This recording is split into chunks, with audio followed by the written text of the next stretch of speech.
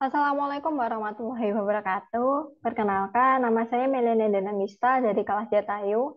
Pada ujian praktek data science kali ini, saya mengambil topik dengan judul Klasifikasi Indeks Pembangunan Manusia IPM dengan model pendekatan Keynes-Snake-Bohr KNN.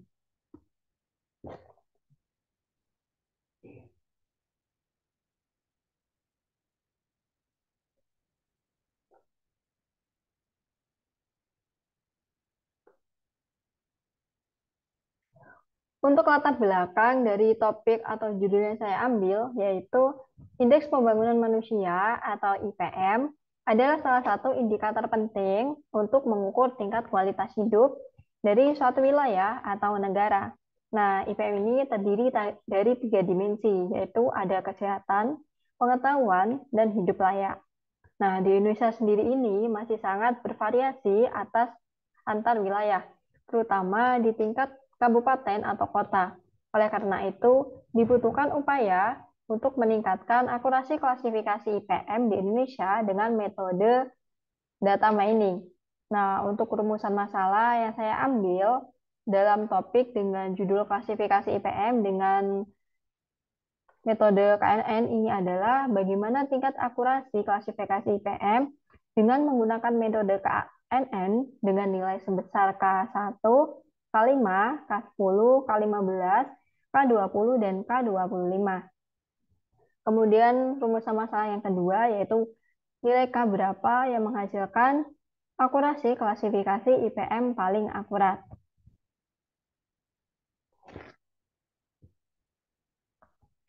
Kemudian data atau variabel yang saya gunakan dalam klasifikasi IPM dengan metode KNN ini adalah dataset IPM berupa bentuk CSV yang berisi 2196 baris dan 5 kolom. Nah, di mana variabelnya yaitu ada X dan Y.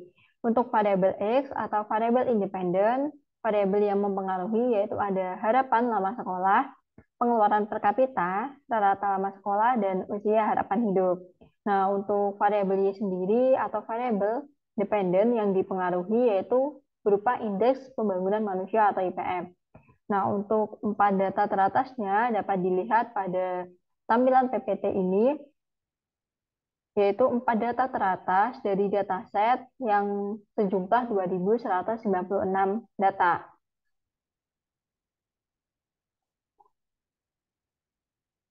Selanjutnya kita masuk ke tahap pre-processing data, pre-processing data. Mohon maaf. Nah, sebelum kita mengolah data, kita harus melakukan import library terlebih dahulu, di mana import library yang kita butuhkan untuk melakukan klasifikasi dari IPM dengan KNN ini ada import pandas, Kenneth-Bourne classifier, trend test plate, label encode, dan coefficient metric. Di mana import library ini memiliki fungsi masing-masing, yaitu seperti import pandas, memiliki fungsi untuk membaca dan memanipulasi data sebelum proses klasifikasi dilakukan.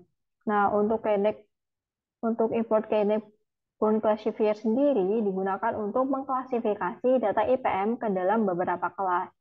Nah, untuk import trend test split digunakan untuk memisahkan dataset IPM menjadi data latih dan data uji, sehingga model klasifikasi dapat diuji dengan data uji.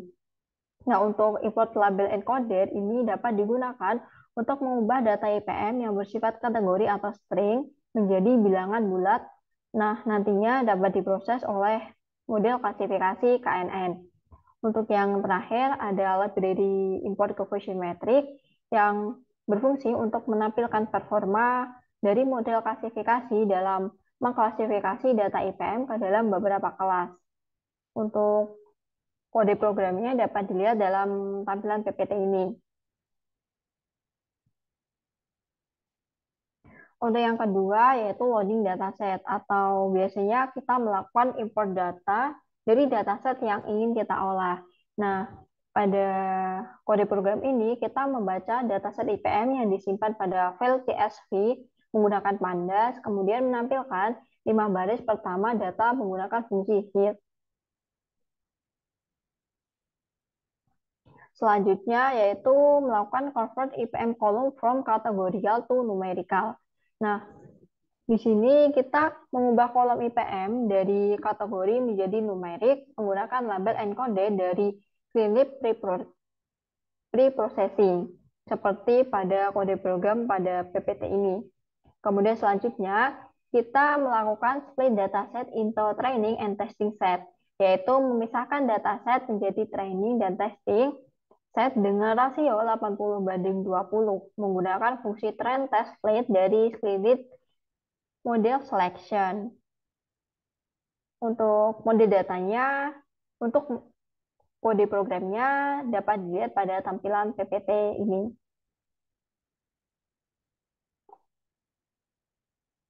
Nah, setelah dari import library, import dataset, dan seterusnya tadi berhasil, selanjutnya kita masuk ke bagian model dan parameter.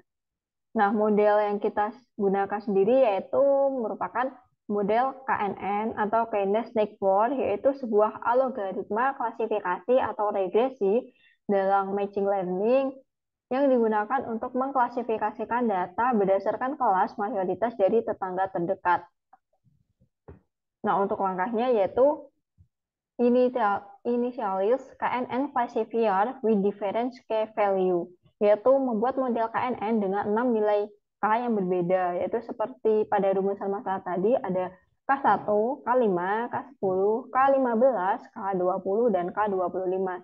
Nah, selanjutnya kita melakukan train KNN classifier atau melatih model KNN dengan data training menggunakan feed dari K-Connectborn classifier. Setelah berhasil, selanjutnya kita melanjutkan ke tahap selanjutnya yaitu tes KNN classifier and calculate accuracy and conversion metric, yaitu menguji model KNN menggunakan data testing dan menghitung akurasi dan conversion metric untuk setiap K-nya. Seperti pada kode program berikut ini. Setelah semua tahap berhasil, selanjutnya kita melakukan print akurasi dan conversion metric for each key value, yaitu menampilkan akurasi dari model untuk setiap nilai K dan conversion metricnya. Nah, dari hasil kode program yang telah kita input tadi, di sini kita mendapatkan untuk nilai K1 memiliki akurasi sebesar 0,775. Nah, untuk K5 memiliki akurasi sebesar 0,8, untuk K10 memiliki akurasi sebesar 0,809, dan untuk K15 memiliki akurasi sebesar 0,797.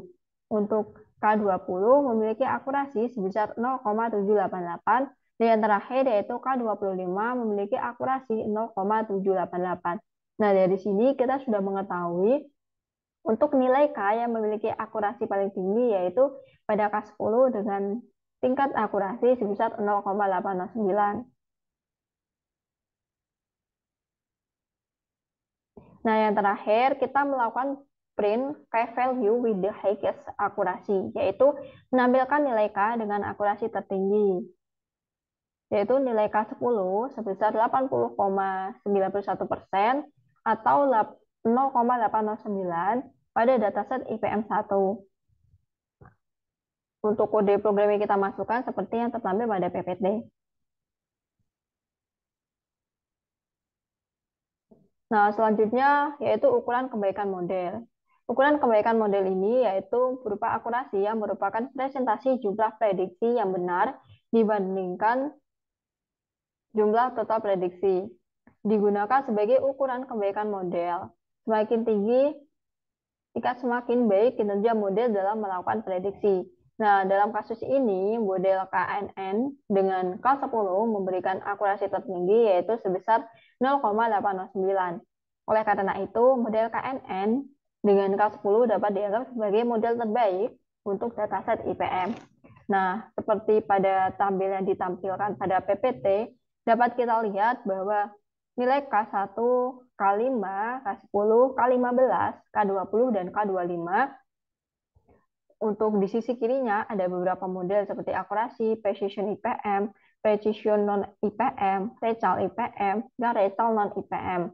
Dapat kita lihat bahwa untuk nilai paling tinggi tertera pada K10, di mana untuk akurasinya yaitu 0,89, lebih tinggi dari nilai K yang lainnya. Kemudian untuk precision IPM sebesar 0,89, precision non-IPM sebesar 0,79, recal IPM sebesar 0,86, dan recal non-IPM sebesar 0,86.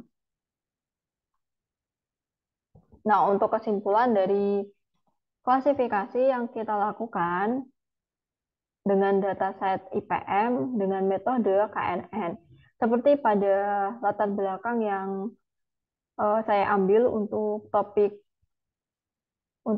atau judul klasifikasi IPM dengan metode KNN tadi, dijelaskan bahwa IPM ini merupakan salah satu alat ukur untuk pencapaian kualitas kehidupan suatu daerah, bahkan negara. Nah, ada 3 komponen, yaitu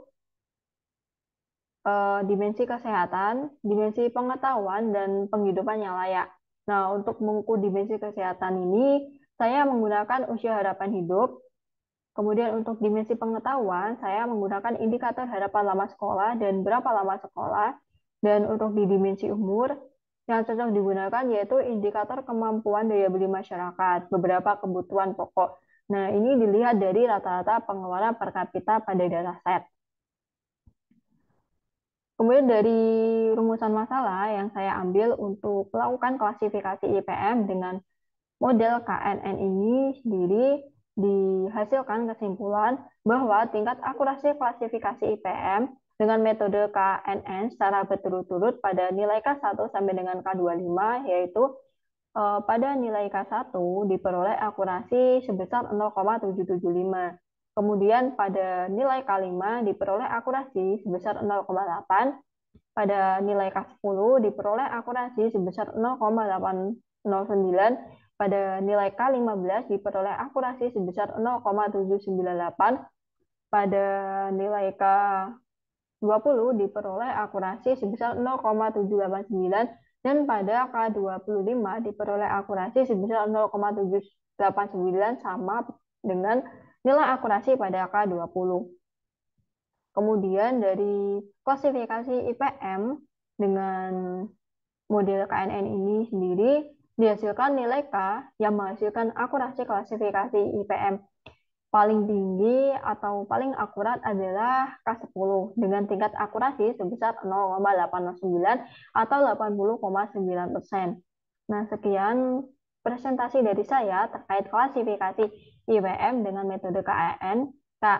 Mohon maaf jika ada kesalahan, kurang lebihnya saya mohon maaf. Terima kasih. Wassalamualaikum warahmatullahi wabarakatuh.